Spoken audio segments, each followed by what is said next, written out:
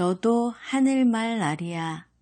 이금이 느티나무의 마음자리.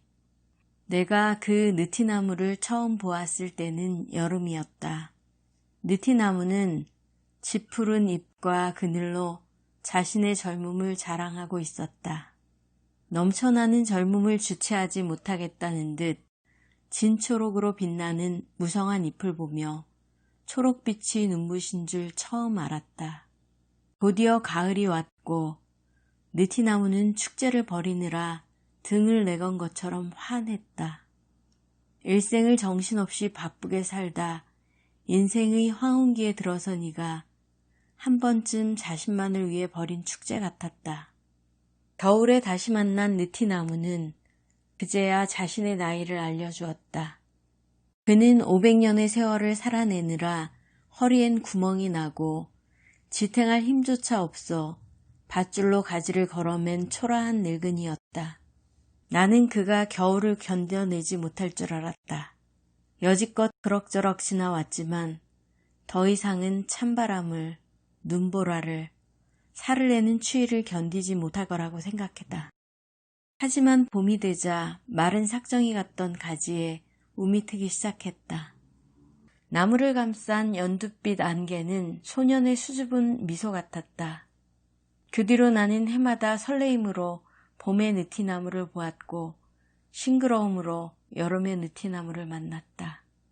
가을의 느티나무에게선 풍요로움을 느꼈고 겨울의 느티나무에게선 초연함을 배우고자 했다. 그렇게 느티나무는 내 가슴속으로 들어왔다. 나는 사람살이와 다를 것 없는 느티나무의 삶을 보면서 하나의 이야기를 키워나갔다.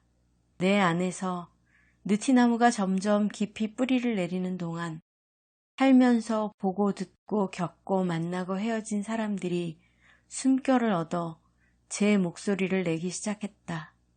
그들 역시 슬플 때는 느티나무에게서 위안을 받고 더우면 그 그늘에서 땀을 식히고 새로운 길을 떠날 때면 느티나무로부터 용기를 얻었다. 지금도 그 느티나무는 제자리를 지키고 서서 또 다른 누군가에게 무엇이 되어 자신의 삶을 살아가고 있으리라. 나도 느티나무처럼 살고 싶다. 혼자만의 얼굴을 본 사람이 가져야 하는 아주 작은 예의. 소희에겐 일기장이 2개 있었다. 하나는 학교 검사용 일기장이고 다른 하나는 자기 속마음을 적는 비밀 일기장이었다. 비밀 일기장을 만든 건 지난 가을이었다. 처음으로 생리를 시작한 날, 토아는 날마다 학교에서 검사받는 일기장에 그 일을 쓰고 싶지 않았다. 소희는 비밀 일기장을 만들었다. 막상 만들고 나니까 쓸 것이 많아졌다. 나는 미르 그 애를 이해할 수 있을 것 같다 라고 소희는 비밀 일기장에 적었다. 느티나무에 기대어 서 있는 미르를 보았을 때 소희는 그 아이가 거울에 비친 자신의 모습처럼 여겨졌다. 하얀 구름처럼 부드러운 털이 달린 옷 속에 감싸여 있었지만 소희는 그 애가 캄캄한 밤하늘에 혼자 떠 있는 작은 별처럼 춥고 외로워 보였다. 그래서 소희는 미르를 휙 지나갈 수가 없었다.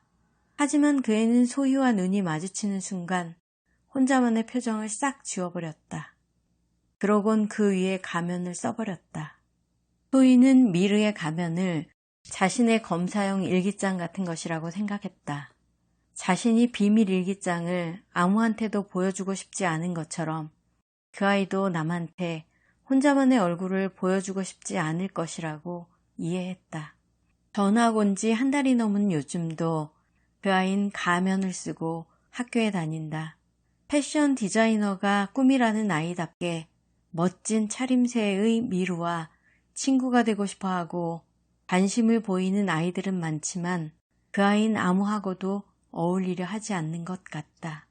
대학 전날 함께 읍내에 나가기까지 했는데 그날 그 애의 행동을 보아선 금방 친해질 수도 있을 것 같았는데 대학날 그 아이는 바오와 내게도 처음 본다는 얼굴을 하였다. 당황스러웠다. 하지만 나 역시 그런 미르에겐 먼저 다가가고 싶지는 않았다. 나는 미르에게 임시반장 이상의 관심을 보이지 않겠다고 다짐했다. 내 앞에서 직접 말하는 아이는 없어도 지금 내가 베푸는 친절만 가지고도 다른 애들은 분명 내가 미르에게 잘 보이려고 한다느니 빌붙는다느니 하며 흉을 보고 있을 것이다. 요즘 미르 주변을 맴돌다 친해지는 데 실패한 몇몇 여자애들은 미르를 건방지고 잘난 척하는 재수없는 아이라고 떠들어대고 있었다. 그 애들에게 미르는 이솝우화에 나오는 여우가 따먹을 수 없는 포도 같은 건 아닐까? 여우가 포도를 따먹으려다 닿지 않자 저건 분명 신포도일 거야 하면서 돌아가는 이야기 말이다. 소희는 미르에게서 혼자만의 얼굴을 볼 수 있었던 것이 참 다행스러운 일이라고 생각했다. 그렇지 않았다면 소희 역시 미르를 건방지고 잘난 척하는 재수없는 아이라고 생각하고 말았을 것이다. 하지만 난 이해하기로 했다. 그 애가 보여준 것이 아니었다 해도 혼자만의 얼굴을 본 사람이 가져야 하는 아주 작은 예의인 것이다. 그렇지 않다면 그건 남의 일기장을 훔쳐봐 놓곤 남들에게 그 내용을 떠들고 다니는 짓이나 다를 것이 없다. 너도 하늘말 날이야.